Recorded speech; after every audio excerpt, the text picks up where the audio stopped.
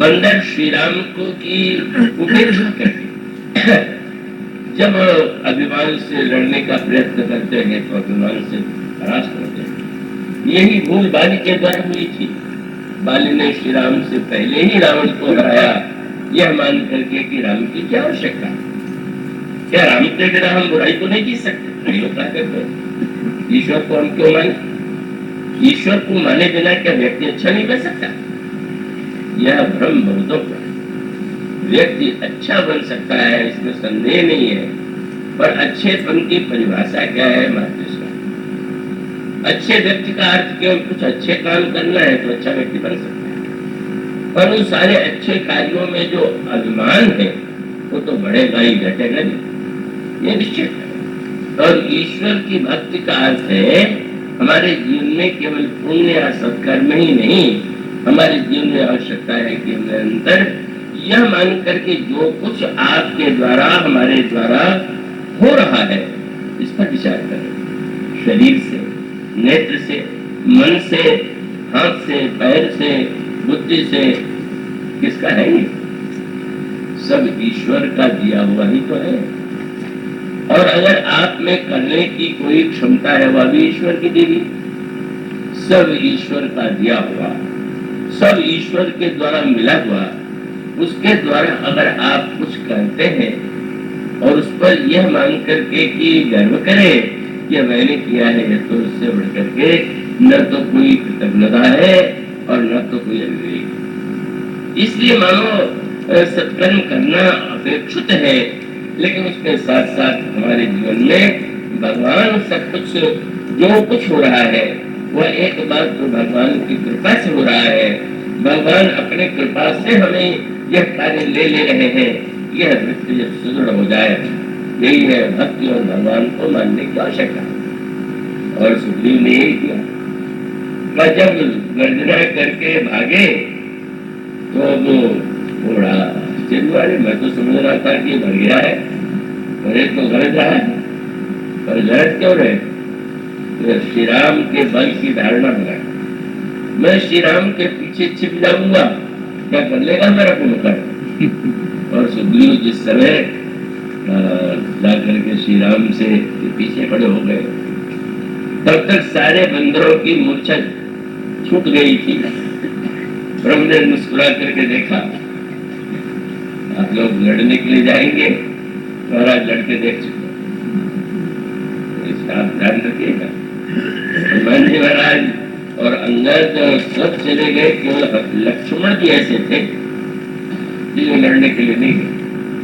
लक्ष्मण और कुंभकर्ण के युद्ध का वट नहीं है। प्रभु ने पूछा, तुम तो महान योद्धा हो, तुम क्यों नहीं गए? प्रभु मैं तो जानता था, यह तो अभिमान है, वो तो आप मिटा सकते हैं, मैं रक्त लड़ करके अपने बल का प्रदर्शन करूं, यह तो हमारे लिए बड़ी दुष्टता की बात है। और प्रभु गोस्वामी जी ने एक शब्द के द्वारा अंतर है। भगवान श्री राम ने बंदरों से कहा, चलो अभी तक बनपत में राम आए। श्री राम जब हमारे जीवन में आगे हो, ईश्वर जब हमारे आगे होगा, जो कुछ हम जिस दिशा में चलेंगे वो ईश्वर का अनुगमन करेंगे, तब तक हम नहीं भटकेंगे, नहीं अटकेंगे, हमारे जीवन में संकट और विपत्ति नहीं आएगी।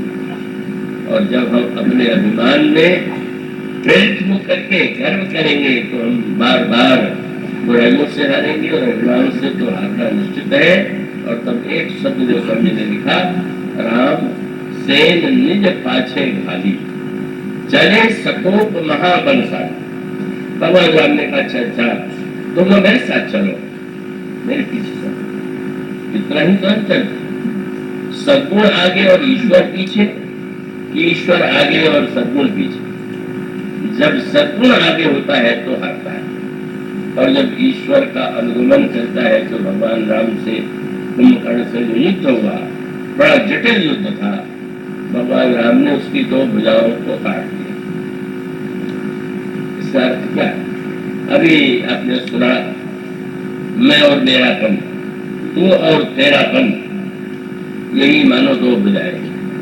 अभिमान की दो भुजाएं हैं, यह मेरा है और यह पराया है।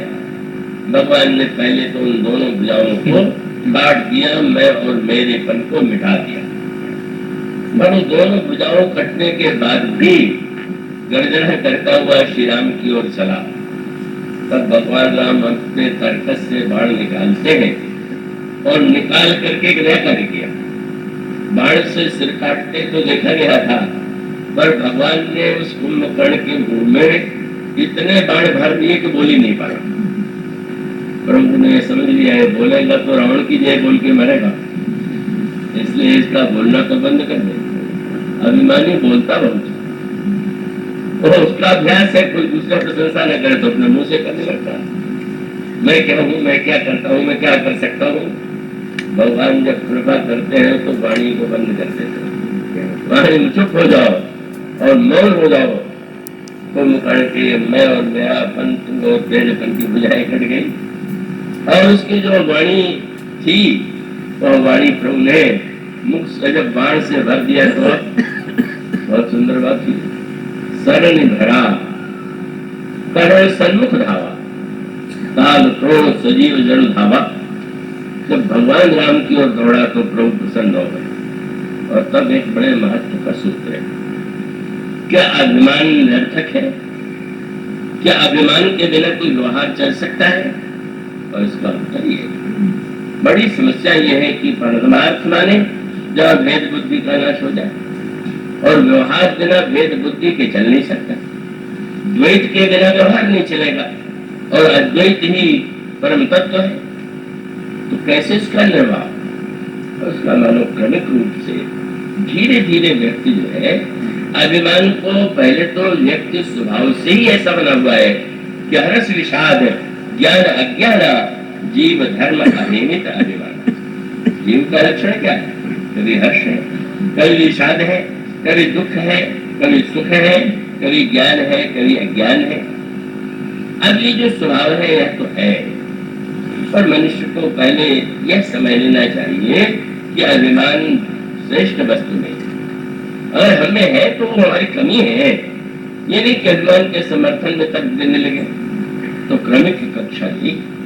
हनुमान जी ने जब रावण को उपदेश दिया तो ये सीधे नहीं कह दिया कि तुम अभिमान छोड़ दो, जानते थे कि वो तो रावण के लिए संभव नहीं। तब उन्होंने कहा कि मोह मूल बहुशूल प्रद त्याग उत्तम अभिमान। जब तमोगुणी अभिमानी व्यक्ति होता है तो अपने अभिमान के लिए दूसरों को कष्ट देता है, हत्या करता है, छीना झपटी करता है, अत्याचार करता है, लोग उसका लोहा मान लेते।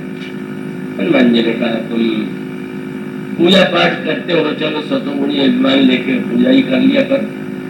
तुम राजा हो तो रजोगुणी अभिमान भी तुम्हारे जीवन में है तो कोई बात नहीं, लेकिन कम से कम तमोगुणी अभिमान तो तुम छोड़ दो। पर रावण जैसा व्यक्ति तो सुन के हंसने लगा, बोला यह से बड़ा अभिमानी मिला हमें कभी गुरु बढ़ गया नहीं। अच्छा तो बंदर मेरा गुरु बन के मुझे उपदेश देगा। उन्होंने अभिमान को छोड़ने के लिए कहा और बोला महाअभिमान तुच्छ बंदर, तेरी ये दुष्टता कि महापंडित रावण को तो उपदेश दे। तो तमोगुणी अभिमान पहले तो छोड़ने की चेष्टा करें। यह चेष्टा करें कि भाई परोपकार करें और दूसरे को कष्ट न होने दें, हमारे किसी कार्य से दूसरे को पीड़ा न हो। अगर इस तमोगुणी अभिमान के बाद व्यवहार चलाने के लिए आपको रजोगुणी अभिमान, आप किसी पद पर हैं, कोई कार्य करते हैं तो आपको एक मैं स्वीकार करना होता है, आज्ञा देते हैं, आदेश देते हैं, उसके निर्माण की बात करते हैं, यह रजोगुणी अभिमान। और रजोगुणी अभिमान आने के बाद फिर वो समस्या की, यह रजोगुण की मात्रा जब व्यक्ति की बढ़ जाती है तो व्यक्ति जो है, रामायण में ये संकेत किया गया, प्रभुता पाई कार्य मद नहीं, उस व्यक्ति में नशा आने लगता है। होश में जैसे रहने वाला व्यक्ति सावधान होता है, नशे में व्यक्ति सावधान नहीं रह पाता। तो रजोगुण कैसे कम हो, इसका उपाय है कि फिर सतोगुण अभिमान जीवन में स्वीकार करना चाहिए। दान में पूजा करे, पाठ करे, सत्कर्म करे। शुरू से निर्भिमानिता की बात पर जो एक व्यंग्यात्मक गाथा मैंने सुनी, तो ऐसे निर्भिमानी बनने की चेष्टा न कीजिए। एक बड़े समर्थ व्यक्ति थे, बड़े कंजूस भी थे, और सत्संग में सुनने के लिए गए तो उन्होंने यही कहा कि व्यक्ति को अपने नाम के अभिमान की ये दान नहीं देना चाहिए, अभिमान का त्याग कर देना चाहिए। तो वो जो वहाँ के लोग थे उन्होंने सोचा कि कथा सुन के बड़े प्रभावित लगते हैं, तो क्यों ना आज इनसे दान के लिए कहा जाए तो देंगे। पहुंच गए तो आश्चर्य हुआ, उन्होंने 3 लाख रुपए का चेक काट के दे दिया। आश्चर्य, कथा का इतना बड़ा प्रभाव, एक क्षण में इतना दान दे दिया और उत्साह में लेके चले गए। बैंक में लेकर के तो पता चला कि वो 3 लाख रुपए तो लिखा है पर हस्ताक्षर नहीं चाहिए। तो आए कि आपने क्या किया सेठ जी, आपने जो है दान तो दिया, नाम हस्ताक्षर नहीं किया। बोले तुमने कथा पूरी नहीं सुनी। उन्होंने यही कहा कि नाम के लिए नहीं करना चाहिए, इसलिए मैंने नाम नहीं लिखा। तो अगर ये निर्भिमानता का, कृपणता के समर्थन के लिए अगर उपयोग हो तो वही, इससे अच्छा तो अभिमानी होने ठीक है। इसका अभिप्राय कि सात्विक अभिमानी स्वीकार कर लीजिए और निर्णय लीजिए, हम इतना पाठ करेंगे, इतना ध्यान करेंगे, इतना जप करेंगे, दान देंगे। एक सात्विक अभिमान भी जीवन में रजोगुण और तमोगुण के ऊपर करके आप अच्छे कार्य में उसको लगाना। किंतु अभी आप जैसा सुन रहे थे कि धनुष तो शंकर जी का भी टूटना चाहिए, सात्विक अभिमान भी विनष्ट हो जाना चाहिए, और यह सात्विक अभिमान भगवान की कृपा से नष्ट होता है। और वो सात्विक अभिमान का अभिप्राय ये है, सारे भक्तों के प्रसंग में आप एक ही बात पाएंगे, एक ही उत्तर पाएंगे। हनुमान जी से पूछते हैं, हनुमान तुमने लंका को कैसे जला दिया? और हनुमान जी ने तुरंत कहा कि लांग सिंधु हाटक पर उजारा, निश्चर गणपति पर उजारा, महाराज समुद्र लांगा गया और लंका जलाई गई, भाग उजाड़ा गया, राक्षस मारे गए। और बंदर भी सुन रहे थे। ये हनुमान जी उल्टे ढंग से क्यों कह रहे? कहना चाहिए समुद्र लांगा गया, भाग उजाड़ा गया, राक्षस मारे गए, अंत में लंका जलाई गई। और हनुमान जी कह रहे लांग सिंधु हाटक हो जाएगा, समुद्र लांघने के बाद लंका जलाई गई। सोचा याद दिलाते हैं, हनुमान जी क्या जी हाँकने के लिए सुना रहे थे क्या कि एक ही नहीं, मैंने बहुत काम किए हैं। हनुमान जी ने ऐसा मीठा संकेत कर दिया कि प्रभु समझ गए।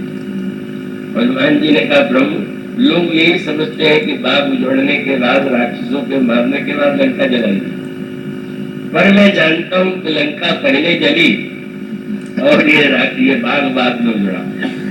क्यों? आपने लंका जलाने की आज्ञा मुझे नहीं दी थी, आपने संदेश पहुंचाने के लिए भेजा। और वहां पर मैं वृक्ष पर विचार कर रहा था कि करे विचार करूं का भाई, क्या करूं? रावण आ गया, रावण धमका करके, डर लोभ दिखा करके चला गया और राक्षसियों को रावण आज्ञा दे गया, इस सुंदरी को डराओ, 1 महीने में अगर इसने मेरी बात नहीं मानी तो तलवार से उसका सिर काट दूंगा। और तब राक्षसियां सीता ही त्रास दिखावनी, डरे रूप बहुमनी। जब भयावने रूप बना करके डराने लगी तो राक्षसियों में से भी एक महान भक्त, महान संत, महान योगी राक्षसी निकला। इसी का नाम है भगवान की कृपा। प्रतिकूल से प्रतिकूल परिस्थिति में भगवान कैसे कृपा कर देते हैं, हनुमान जी ने इसी का दर्शन किया। उन्होंने त्रिशा ने कहा, राक्षसियों तुम जानती हो आज मैंने एक सपना देखा। हनुमान जी भी ऊपर से सुनने लगे, क्या सपना देखा? एक बंदर लंका में आया हुआ। हनुमान जी सोचने लगे कि विभीषण का भवन सोच करके मुझे लगा था कि लंका निश्चर निकल निवासा, यहाँ कहाँ सज्जन कर बासा। यहाँ तो इतने बड़े बड़े संत हैं कि सपने में भी मेरा नाम उन्होंने जान लिया। मैं बड़ा छिप के आया कि कोई जान न ले, देख न ले। और जब त्रिष्टा ने ये कहा कि सपने बानर लंका जाएगा, बंदर लंका जला लेगा, तो मैं बड़े संकट में फंस गया। क्या संकट में यह फंस गया कि आपने लंका जलाने के लिए कहा नहीं। त्रिष्टा कह रही है कि बंदर ने लंका जलाया और आगे चल करके यह भी कह दिया कि सपना सपना नहीं है, यह सपना मैं कहूँ विचारी, हुए सत्य गए थे विचारी। कुछ दिन में ये स्वप्न सत्य होने वाला है। अब वो राक्षसिया तो डर गई, रावण की बात माने की चिंता की, उन्होंने बीच वाला मार्ग छोड़ा। क्या बोले, जाता गई सकल मिलकर दूर चले जाओ, मत तो डराओ भी मत, और पास में भी बैठ करके भक्त भी मत बन जाओ। और तब मानो हनुमान जी के सामने द्वंद्व था। हनुमान जी का वही तात्पर्य है, यहाँ पर गीता और रामायण की समानता है, और समानता यही बताने के लिए है। हनुमान जी ने यही निर्णय किया कि जो कार्य आपने किया है वह तो मैं करूंगा, और जो कार्य सपना चिंता कर रही है, अगर सचमुच वो सपना सत्य होना है तो प्रभु आप कराओ। आपने विचार करके कहा ये करो, मैंने कर दिया, संदेश सुना दिया। हनुमान जी नाथ पास में बढ़ गए, बोले प्रभु अब मैं स्वतंत्र नहीं परतंत्र हूँ, और परतंत्र हूँ तो अब आगे तो जो कुछ होगा आपके द्वारा होगा। और तब उस उद्देश्य की कल्पना कीजिए, रावण पहले सिर काटने के लिए कहता है, भीषण के कहने पर मृत्युदंड तो रोक देता है, पर कहता है कि इस बंदर को दंड अवश्य मिलेगा, इसके पूंछ में कपड़ा लपेटो, घी तेल डालो, आग लगा दो। हनुमान जी ने प्रणाम किया, प्रभु सपने सही, क्योंकि मैंने आग लगाने का कोई प्रबंध नहीं किया, और लंका में कहां से आग ले आता, कहां से घी तेल कपड़ा ले आता, सारा प्रबंध भी आपने रावण से करा दिया। हनुमान जी ने समुद्र लागने के बाद लंका जलाई गई क्यों कह दिया? बोले महाराज बाहर लोगों को लगता है सीता के स्वप्न से सिद्ध हो गया कि लंका तो आप पहले जला चुके थे, अपने मन में अपने संकल्प में केवल बाहर से आप दिखाना चाहते थे, जनवंत